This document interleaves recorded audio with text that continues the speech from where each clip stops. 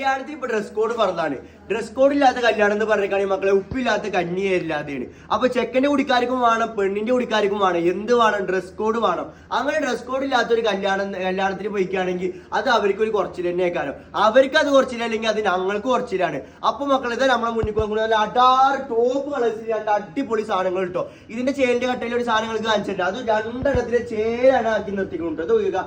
നല്ല അടിപൊളി സ്റ്റോൺ വർക്കിൽ നല്ല അടിപൊളി കള്ളിപ്പാന്റ് പരാസോലി വരുന്നത് നല്ല അടാറായിട്ട് കേട്ടോ. ഈ സംഭവത്തിന്റെ പ്രത്യേകത എന്ന് പറഞ്ഞിട്ടാണെങ്കിൽ ഇതിൽ വർക്ക് കൂടിയെന്നും പറയില്ല, വർക്ക് കുറഞ്ഞൊന്നും പറയില്ല. അതാണ് ഇവിടെ ഹൈലൈറ്റ്. നല്ല അടിപൊളി കളേഴ്സുകൾ.